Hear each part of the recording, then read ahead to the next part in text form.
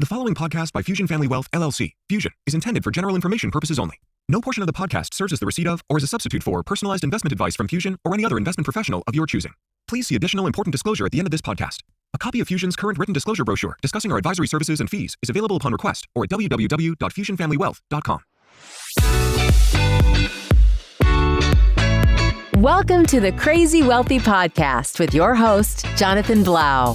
Whether you're just starting out or are an experienced investor, join Jonathan as he seeks to illuminate and demystify the complexities of making consistently rational financial decisions under conditions of uncertainty.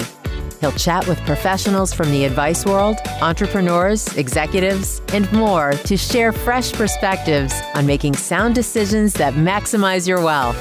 And now, here's your host.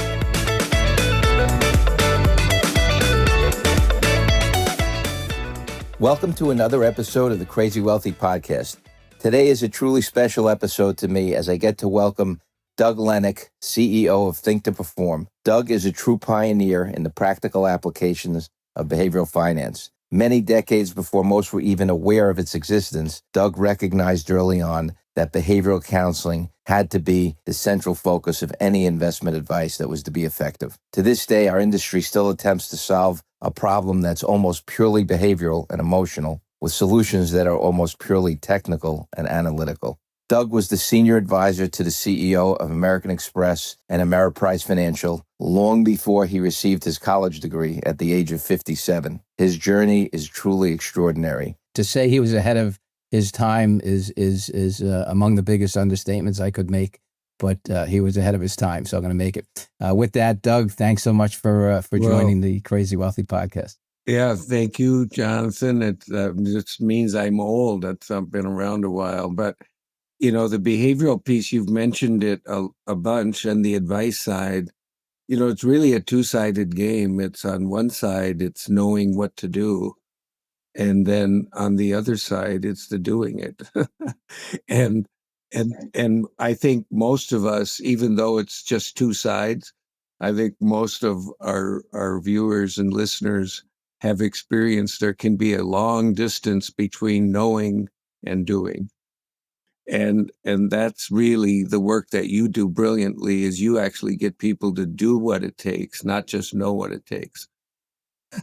Well, thank you. And well, that's why I was honored to get invited on. So I'm very privileged to be here. But my history on this goes a way long ways.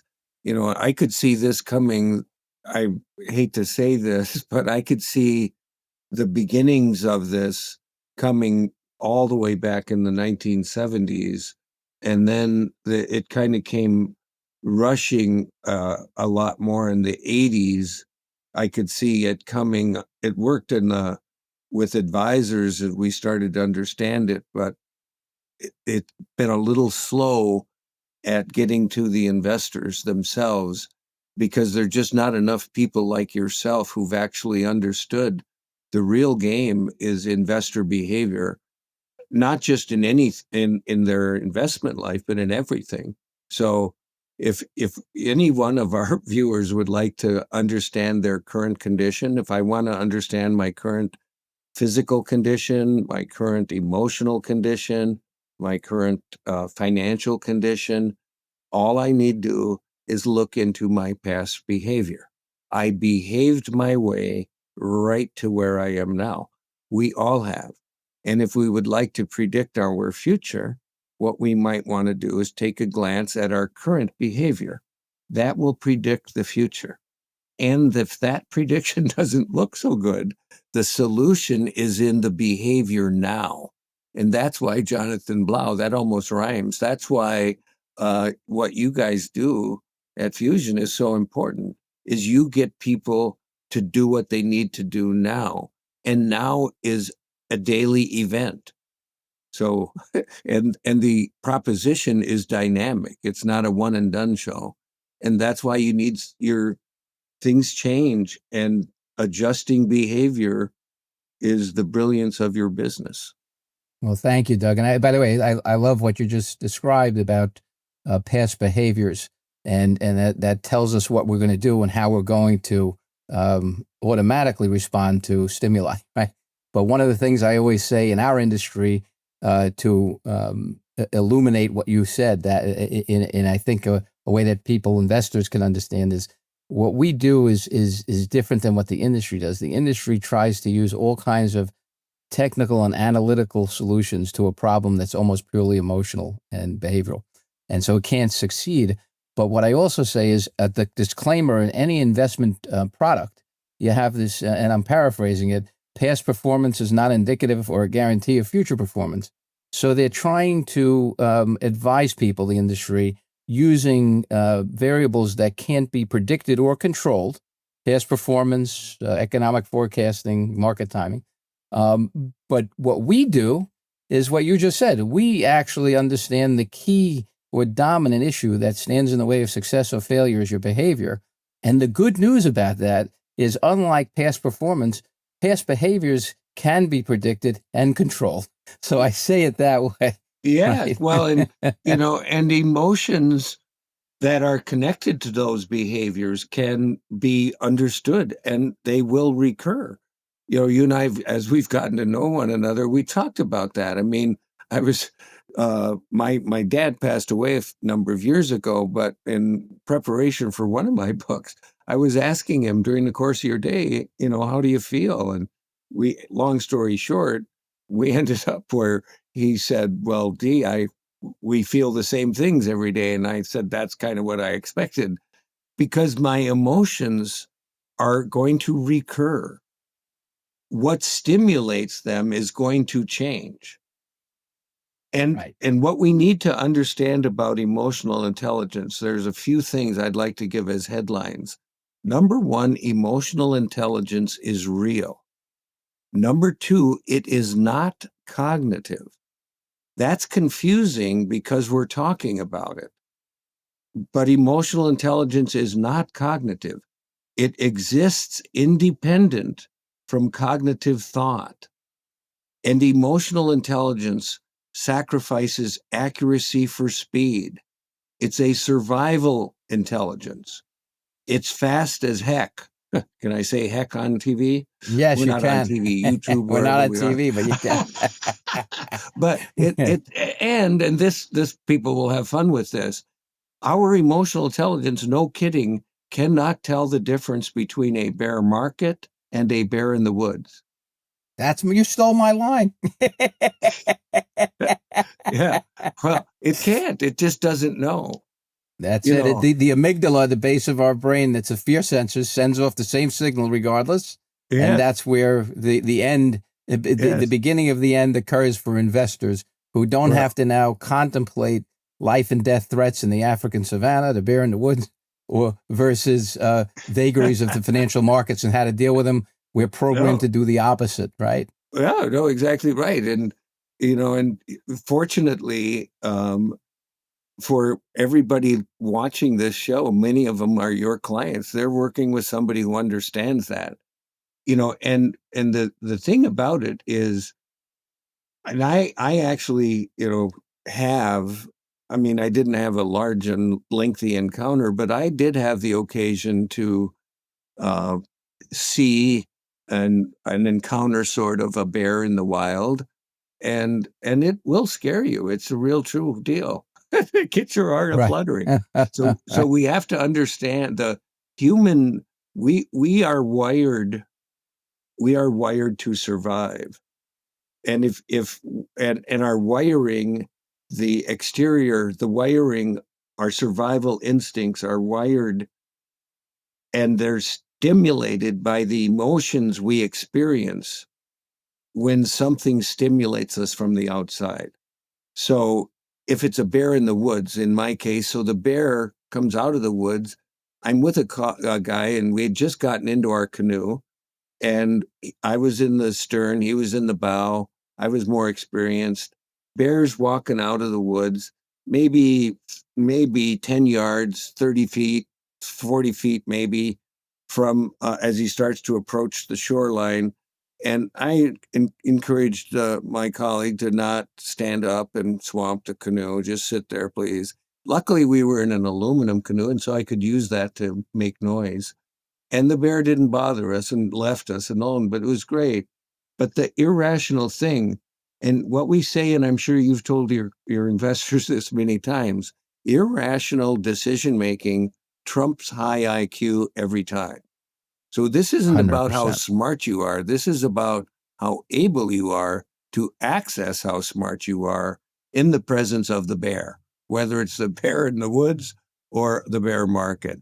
And what you get with Jonathan Blau is someone who prepares people for the truth.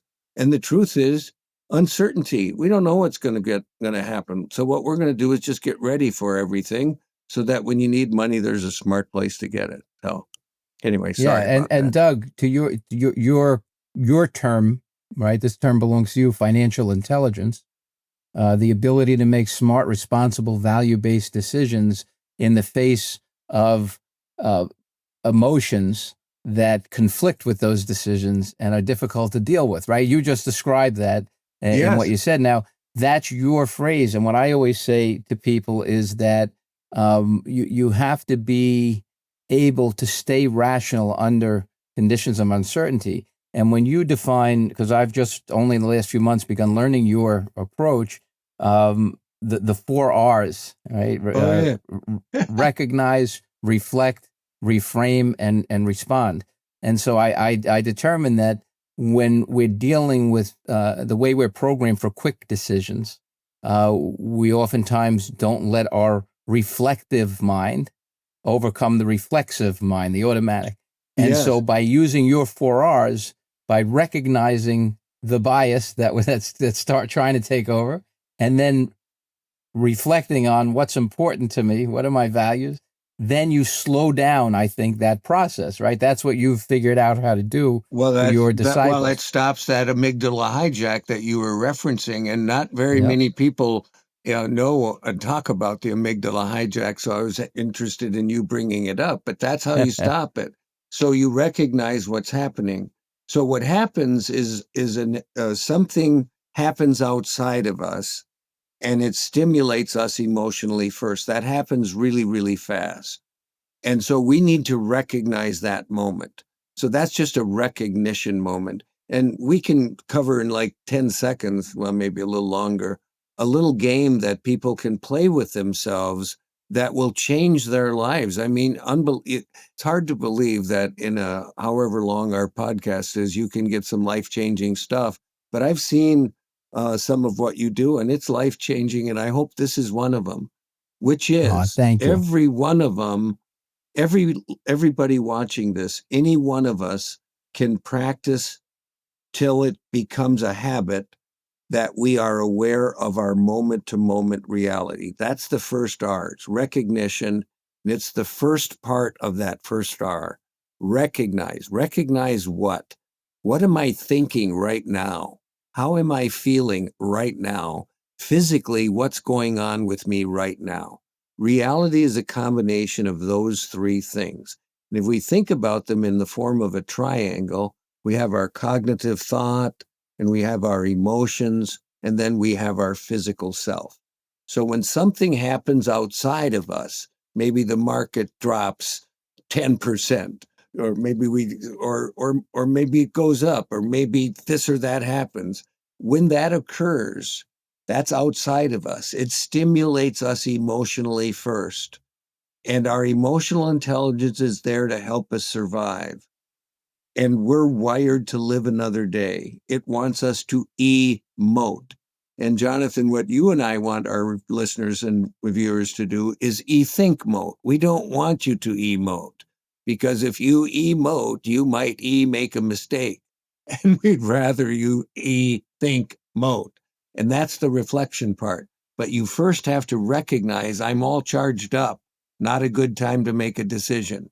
Even though some of the shows you might watch on TV, they're telling you got to decide in 30 seconds. No, you don't. Right.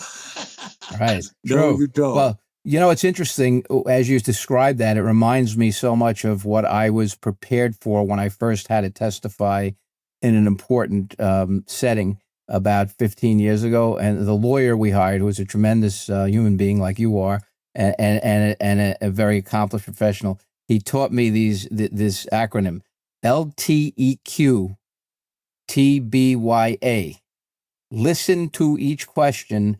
Think before you answer. I've remembered that for 15 years, and that's basically what you just said, Yes. applying it to what we do. Right, because Right? it's in, and what you said earlier to precede it sets it all up. Because now that I recognize what's going on with me, I can now reflect. Now, the other parts of recognizing are, incidentally, recognizing what's going on with other people in your life. So the beauty for all of the listeners and viewers is Jonathan is an expert at this. So not only does he recognize what's going on within himself, he recognizes what's going on within you. That's called empathy. And that allows for us to help you with this 4R process. But the reflect on what? Reflect on the big picture. Reflect on what really matters. Well, what really matters? If you haven't done so, and this is shameless self-promotion, you can go to our website and do the values exercise. It's free, but take the time to think about what you care most about. And the exercise literally is free. We have thousands of people do this every week. We're proud to say, if you search values exercise or values card exercise, we're the number one result of that. I have nothing to do with that, but a lot of great people do. But that's because people care about what they care about, and you should know what you care about. That's what you should reflect on, the big picture. The third R is to reframe. That just means what I was thinking when I was recognizing when the thing started. Now that I reflected on things, I can change my mind. You know, I'm kind of the Winnie the Pooh guy in that. I think it was Winnie. I might get it wrong, but once upon a time, Winnie the Pooh didn't like the shirt he had on. He looked down, didn't like the shirt, so he decided to change his mind so he wouldn't have to change his shirt. That's reframing. And then the last one is respond. You respond with a decision aligned with what matters to you most, and given how you've been prepared. And it's a real process that any one of us can learn to do. So, and I'm learning it myself. As we were preparing for the podcast and reading your books, I really wanted to internalize the message that you were delivering, because I felt like I should be able to understand it given what I already knew. And I feel like after talking with you, I did understand it, and it's helping me to do what I do, I think, more effectively. Well, you at least actually know that practice makes permanent. So the idea here is if people practice this multiple times a day. I mean, we send out little notes to people, tens of thousands of them go out every day. It says, freeze, what are you thinking? How are you feeling? What are you doing? And then the bonus question, could I be thinking or doing something better? If people practice the freeze game until it becomes a habit, it will profoundly change their lives. And if the second thing they do is they reflect on a regular basis on their values, those two things together. I use water as a reflection. This is one that I'm about to finish. And what happens is when I drink water, I can go through my values. Mine are family, happiness, wisdom, integrity, service, and health. So I can do this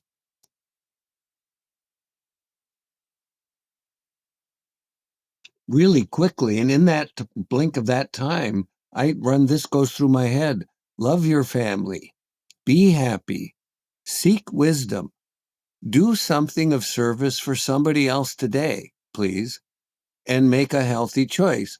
And then I have that little water, and I set that little water bottle down, and I look at it, and I smile at it, and I smile back at you, and I say to myself, you made one just now, Doug.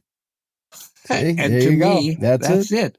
So if we can help your viewers do those things, that's the behavioral hook that will help them live the legacy they would like to leave. And that's what's nice about what you do. That was a little bit, I'd say, somewhat absent from my training, which my training didn't really have as much of an infusion of looking out for others and not just making good financial decisions, but decisions that can better your life, better others' lives, and focus on your true values, so that all of those other things can be accomplished. I want to just take a step back and go back into your beginnings in your career, because some of the things we didn't talk about yet, one of the things that fascinates me, for better or worse, is that you accomplished what you accomplished at such an early age, being an advisor to the CEO of Ameriprise and so forth, and you accomplished the guidance of 17,000 associates to record heights with your insight early on into how important these things we're talking about are, before most people in practicing circles knew about it.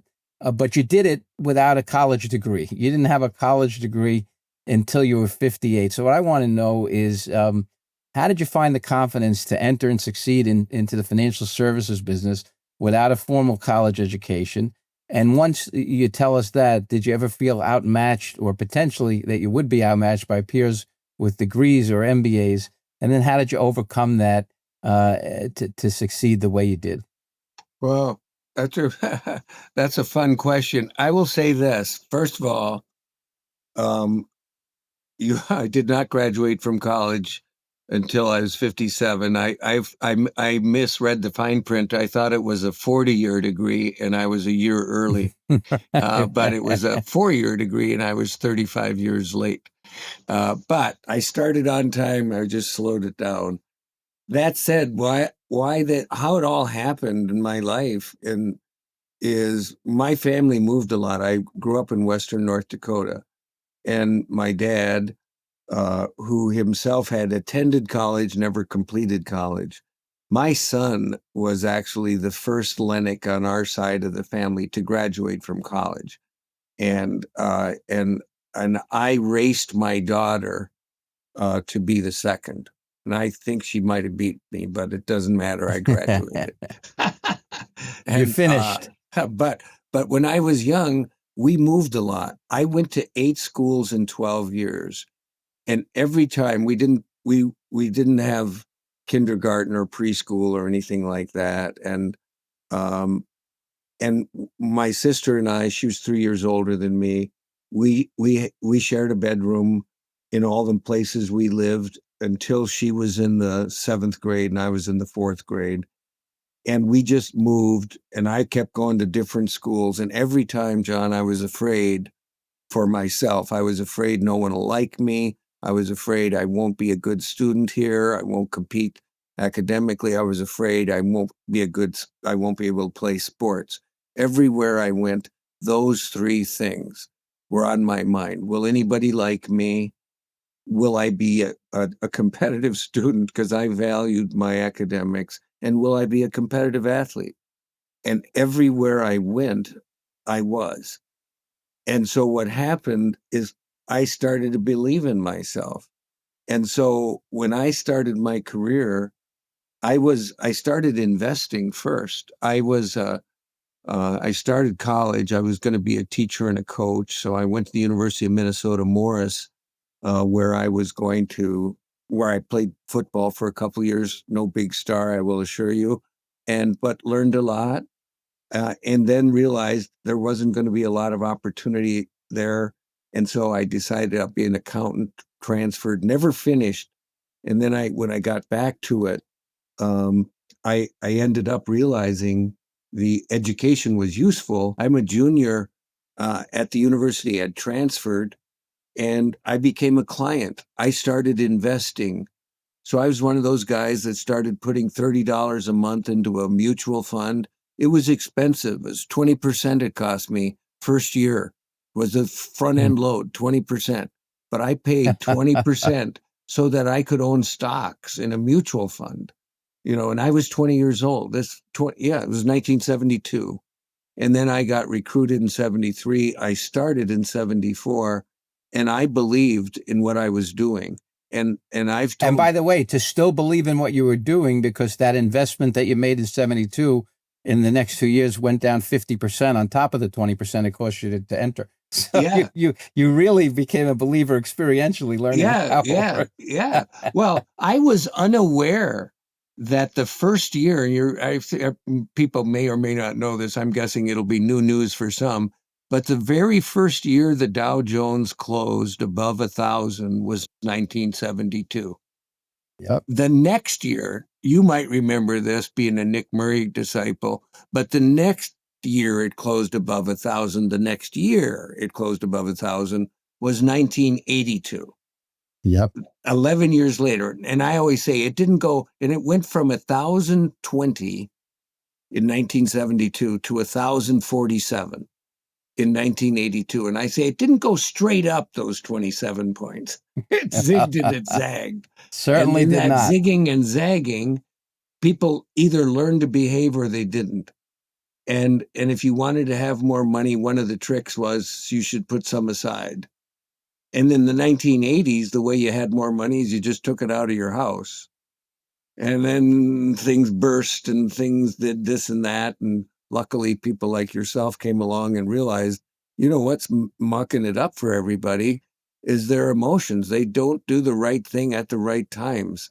And we can help them with that by giving them a little behavioral financial advice, which is... So it's interesting what you just said. They don't do the right things at the right times. So in my teachings from Nick Murray, there are three principles or attitudinal beliefs that are important. One is faith in the future. If you don't have a reasonable faith in the future, every bump in the road looks like the end of the road, and you're not going to make it to the end of the road. And then you have it's faith in the future, and it's patience and discipline. The patience part is what you just said. Make sure you don't do the wrong thing at the wrong time. But then there's the discipline part, which is make sure, in spite of what's influencing your temperament in the wrong way at the time, continue to do the right things. If you're saving $10,000 a month into your portfolio, don't stop. So the patience and the discipline are different things, but both attitudinal beliefs that are critical, because it's beliefs, I believe, and I know you believe, that dictate behaviors. So if you don't have the right beliefs, you can't succeed. Nick Murray's so right. You know, and I remember on the occasions I had to meet Nick, and we were at same events, we hired him to speak at some of our events in my day. And I remember him, especially that first point, and he would tell our financial advisors, he would say, you will never make a good investor who has no faith in the future. And that is absolutely true. And for those of us who have no faith in the future, it doesn't matter where your money is. It really doesn't. The nice thing is if they have someone like you on your end with the way you teach executives and people like me, or someone like me, it's okay if you don't have the faith, as long as you have a tough, loving, empathetic counselor who can infuse the faith when you need it and don't have it. Well, and what really, this is no kidding. What you have in a specifically a Jonathan Blau is you have, you know, the word fiduciary is a great word, and it says I'm going to act in the best interest of my client. But when you really look at that, how deep do they go? And what a behavioral finance person does is go way deeper than those who don't practice that. I mean, it doesn't mean they're not acting in your best interest. It's just less depth. And it's the behavioral part that necessitates the depth of truly knowing what people care about. And that's why I encourage all of you, do the exercise, do the values exercise. It costs you nothing, and it may change your life. You do that and the freeze game and hire Jonathan Blau, you're done. How's that? Well, I appreciate that, Doug. So I think when you're talking to younger people who are either at the executive level or coming into our business as future advisors, what do you see that they can do? What do you advise them to do to increase the probability that they'll be able to help people? Right, because you can have the willingness to be a fiduciary, right? In other words, every good intention, but what you just described is you may not have the capacity to be the best fiduciary that you can be if you don't understand emotional intelligence and moral intelligence. What do you tell these people they should do? Everything from, you know, can they succeed on their own? Do they need to hook up with someone like you or like me and become part of the team so they can learn Any of those things that come to mind? Well, I would say this, and I have said this for decades now, that the foundational, if you look at years ago when I first got into hiring and developing other people to do this profession, I was very young when I started. I was 21 when I became an advisor, and I got into management when I was 23. And so I was doing this right away. And one of the things that I did at the time, John, is I wrote down this formula for success. First of all, I had this weird head in my, I'm that kind of guy. I said, show me a happy person and I'll declare them a success. I don't care if they live in a castle or a tent. So I look at success and happiness as sort of the same thing. That said, both success / happiness, think of them together, it's an action sport. Happiness is an action sport. Success is an action sport. And here's the formula. It's good attitude plus a work effort. You got to work at it. You put it in, and then plus preparation. And you cannot give away that which you do not have. If you do not have love in your heart, it's hard to love someone. If you do not have an ability to handle your own emotions, it's hard to help others do the same. So when I looked at that formula, good attitude plus work effort plus preparation, I divided preparation into physical, mental, emotional, and I would simply add to that moral, because at that time I kind of had it twisted in there. But those are the things. And what I would do in answer to your question, for anybody at any stage in life, wherever you are, and the younger you are, the luckier you are, I would focus on the development of my differentiating competencies, which regardless of the discipline you're in, the discipline doesn't matter. The differentiating competencies are always emotional and moral. Cognitive and technical competencies are table stakes. They are necessary but not sufficient. Everybody who passes the test is smart enough to pass the test.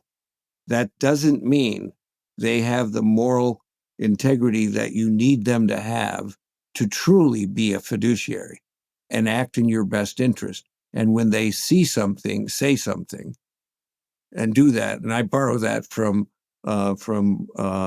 Adam Holt, who's a fintech guy, runs a company called Asset Map. So I think the idea of doing this is just the thing. And anybody entering this industry, incidentally, this is a profession. And Jonathan Blau and Amy Blau are two examples of people who have figured out we can do very well.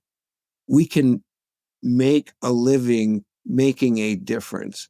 And the biggest part of our income is the psychic part, not the financial part, the psychic part, the reward that the Blaus get making the difference in the lives of their viewers and their listeners.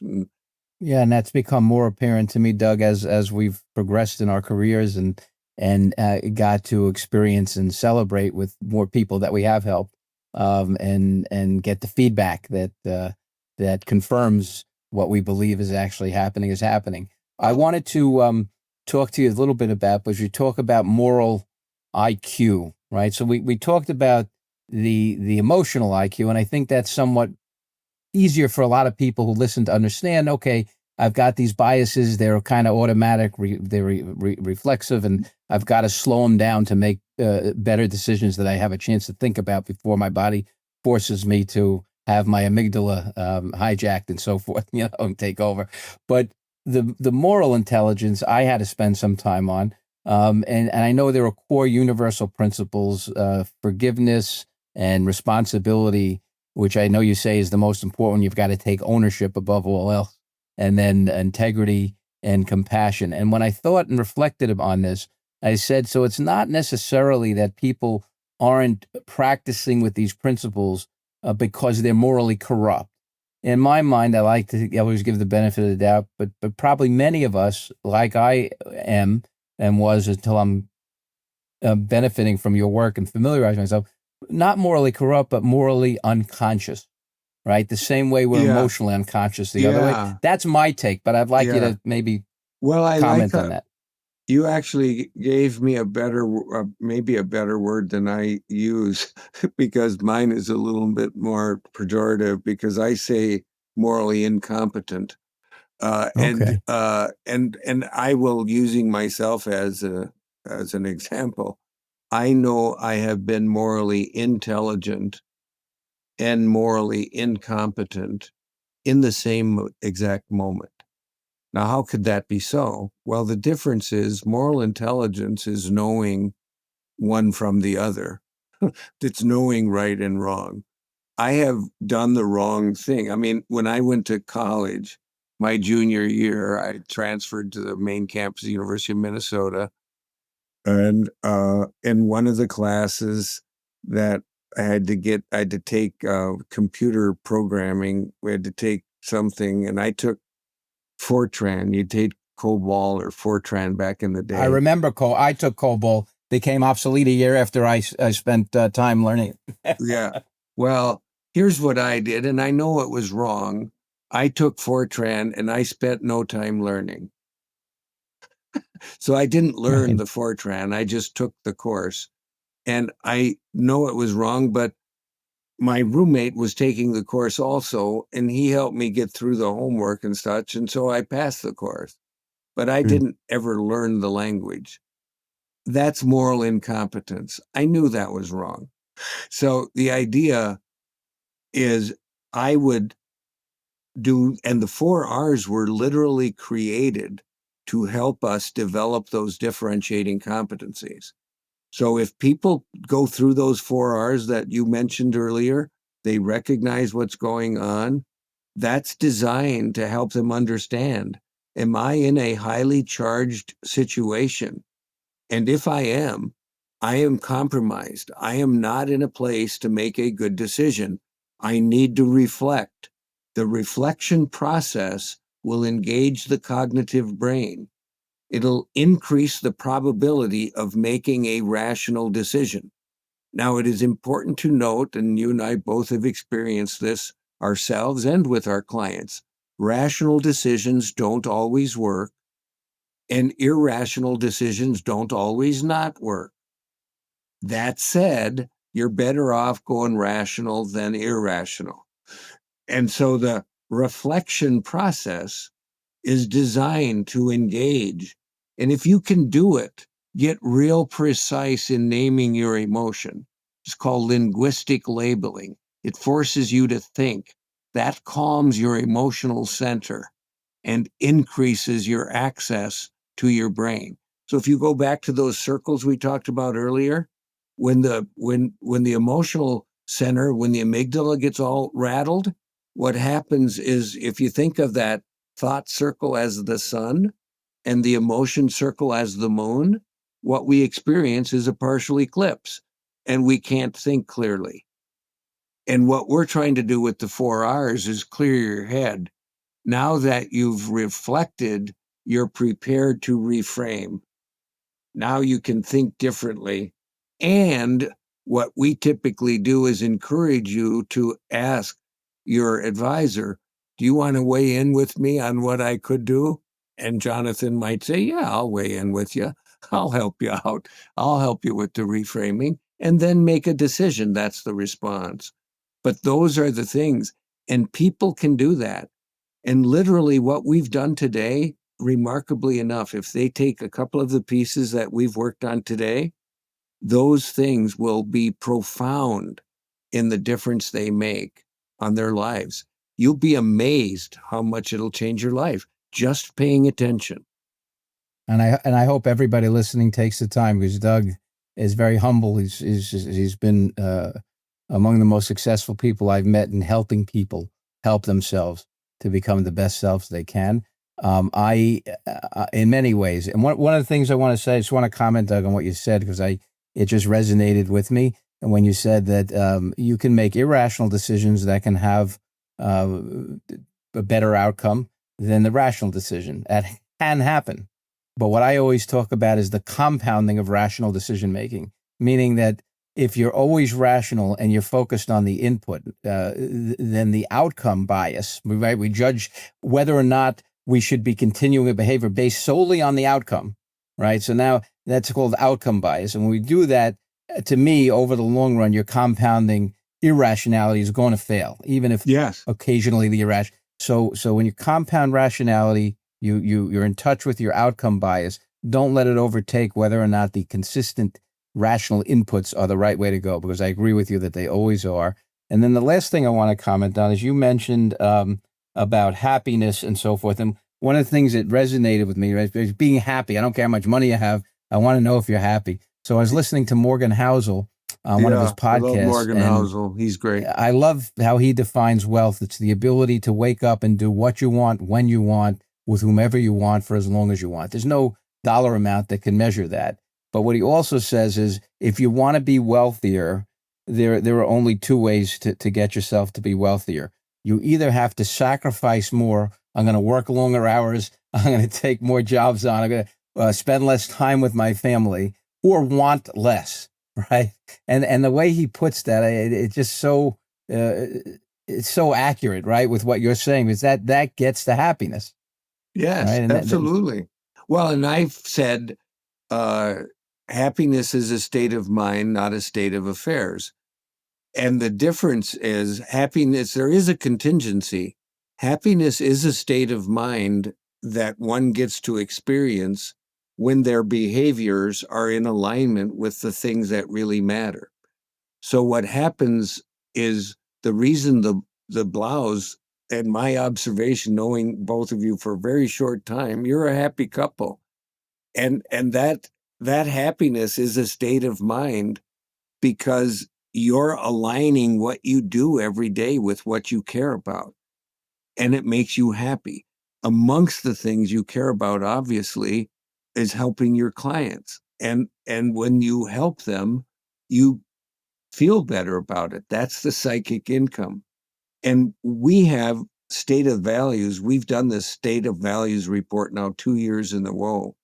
And what's interesting, Jonathan, is globally and domestically, they happen to be the same, but the top 3 values domestically and globally are, in order, family, health, and happiness.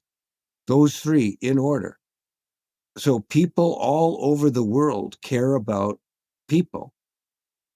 People all over the world want to be healthy so that they can enjoy their lives. And people all want to be happy. They either are or they'd like to be. There isn't anybody who doesn't want to be, who is actually themselves rational. Rational human beings would prefer to be happy. Why not? Right. Makes sense. Yes. Makes sense. So, Doug, with that, I want to, well, go ahead. I'm sorry if you had something to finish with that. I wanted to, just some of the key takeaways, and this was such a treat for me. I really do, again, thank you from the bottom of my heart for coming on. The things we want to emphasize today is that when you're looking for a better financial life and life overall, focus on what's important. What are the values that are important to you? Align the decisions with the values, and focus on not being reflexive and letting the amygdala, as we call it, take over the response.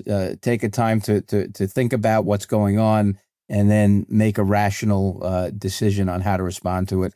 And understand that in life in general, it's not technical and analytical solutions we should be looking for most things. It's behavioral solutions, because that's ultimately what pulls the trigger, is our behavior. And we experience life emotionally. That's it. We don't experience life cognitively. I mean, we think about what's going on, but you feel your life. You don't think your life. You feel it. No, that's a great point. So I want you, Doug, to also tell our listeners where they can learn more about you, Think to Perform, and some of the other offerings that you have to help people. The way you can go to Think to Perform. The word think, the number 2, perform.com. That's our website. You can Google me. You see my name, and it turns out I'm the only one who pops up when you Google my name. I think Jonathan Blau is the only one who pops up when you Google his name too. And you're welcome to that. And our website, a lot of activity there. You can do a lot of things that hopefully you benefit from, and it costs you nothing. The values exercise is just one of them. Please buy my books, all of them. and you can find them either on our website, or of course you can go to Amazon. And I'm very fortunate to have been part of this podcast and to get to learn from guys like Jonathan, because what they're doing, living the life, is what keeps us relevant, because we need to continue to help each of us align our real behaviors with what really matters to us. For very many people, life passes them by. One of my very good friends, he owns a company called the Hans Group, his name's John Hans, and he says, don't be late to your life. Don't be late to your life. And the thing about it is, anybody can get started today. If you haven't had a chance, take a look at what Warren Buffett just wrote in his final thoughts. He's 95 years old, and it's just a very, very, very short piece, but it's very, very worth it for all of us to read it if you haven't. Did you see it, Jonathan, by chance? I did when we spoke last night. I looked at it. Yep. Yeah, it's pretty cool. And yeah, we talked about it yesterday a bit. And so I that's what I would say. I don't know. I could stay on forever and ever. I love this sort of thing. I'm with you, and we'll do another one. We'll do a follow-up. But right. When you said about your comments on life, it reminds me. I think it's either Louis Prima or Lou Monte, but I think it's Louis Prima. Enjoy yourself. It's later than you think. and that just reminds me. That song is what came to mind when you said that. So don't let it pass you by. Thank you again, everybody, for joining us on this episode of Crazy Wealthy. You can get us on Apple, Spotify, all your favorite venues, and the crazywealthypodcast.com website, as well as fusionfamilywealth.com. Stay tuned to hear Amy's call-in for the recap of today's episode. Hello, honey. Hello, how are you? I am good. We are now in not so sunny Florida, but I know. Same weather, just I guess further south at this point. I'm not sure I'd rather be in New York. Well, if you want to go back to New York, I support you, but I'll miss you terribly. Okay. I figured that was coming. But I do know that you did have a call with Doug Lennick, who is a new friend to Fusion and to us, and one of the only men that I think is equally passionate about behavior as you. Him and Nick Murray. Right. That's true. But so, Doug's more present to us, actually. Well, Doug is a new friend and really a special person. Gotten to know him. You got to know him a little bit too. And Doug has a company called Think2perform. He coaches everyone from executives to athletes and everything in between on how to make consistent, rational decisions, but by basing your decision process on what's most important to you from a values-based standpoint, and having empathy for others and everything else. So it's a very unique strategy, but it's also very effective. He actually was the advisor to Ken Chenault, who was the CEO of American Express during the whole 9/11 crisis, and was able to get him as a leader to understand how to navigate successfully through that whole debacle to get everybody's morale up and keep the company moving in the right direction.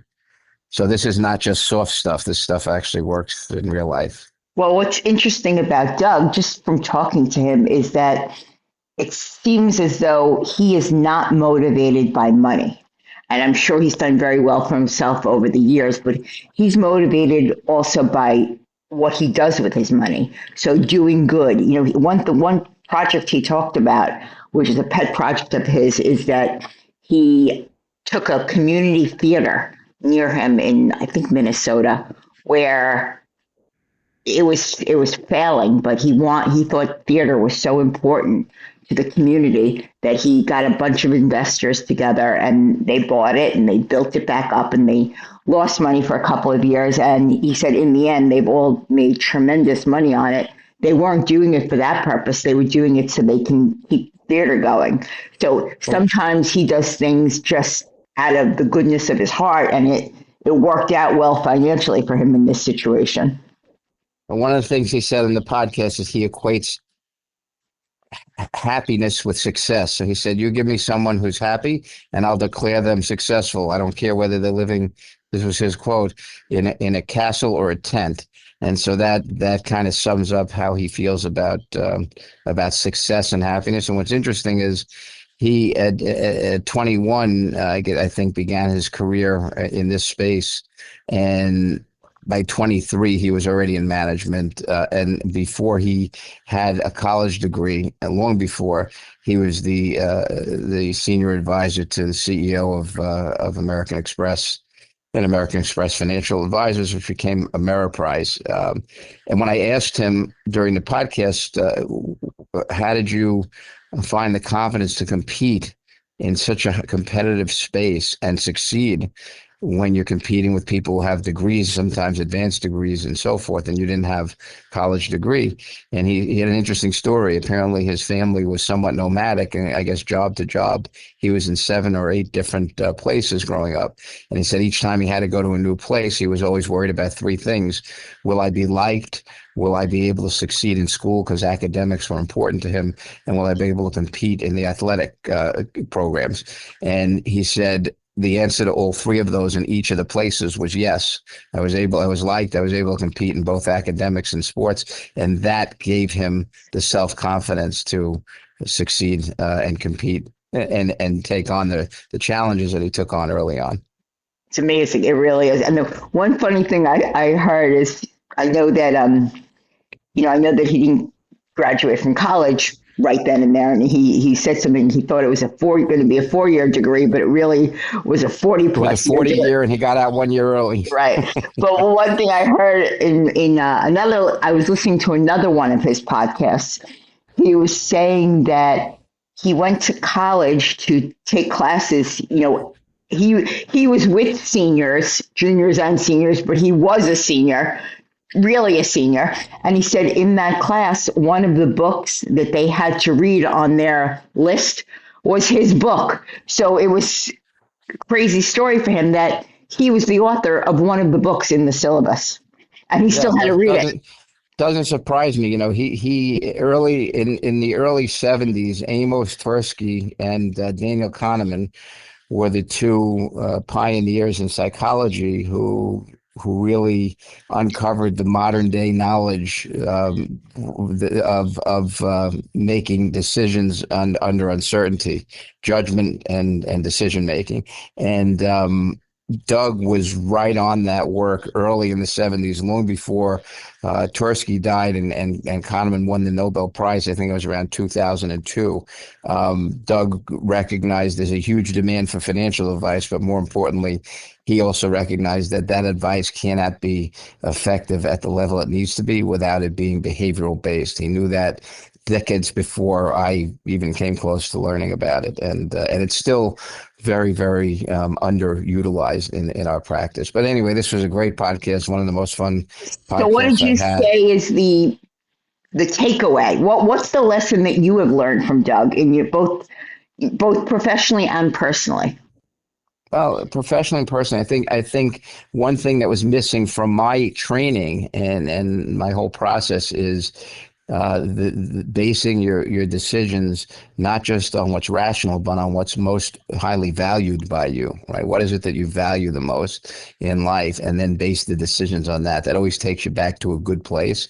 And also empathy, not just understanding what's important to you, but understanding what's important to the others, right? To the whole team of employees at American Express, not just what's important to the leader of American Express, but to the people that you're leading and how they're feeling. It's the empathy and the value piece that was missing from mine, which now I'm really trying to incorporate in my life, not just my practice. Yeah, I was going to say, maybe you should incorporate that into your marriage a little bit. Let's have some empathy for me.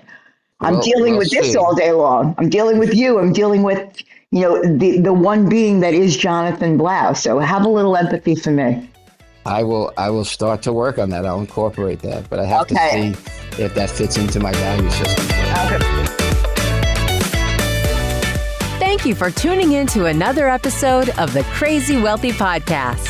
For more insights, resources, and to sign up for our newsletter, visit crazywealthypodcast.com. Until then, stay crazy wealthy.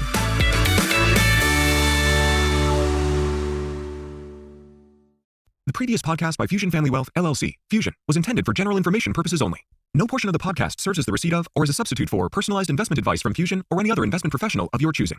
Different types of investments involve varying degrees of risk, and it should not be assumed that future performance of any specific investment or investment strategy or any non-investment related or planning services, discussion, or content will be profitable, be suitable for your portfolio or individual situation. Neither Fusion's investment advisor registration status nor any amount of prior experience or success should be construed that a certain level of results or satisfaction will be achieved if Fusion is engaged or continues to be engaged to provide investment advisory services. Fusion is neither a law firm nor accounting firm, and no portion of its services should be construed as legal or accounting advice. No portion of the video content should be construed by a client or prospective client as a guarantee that he or she will experience a certain level of results if Fusion is engaged or continues to be engaged to provide investment advisory services. A copy of Fusion's current written disclosure brochure discussing our advisory services and fees is available upon request or at www.fusionfamilywealth.com.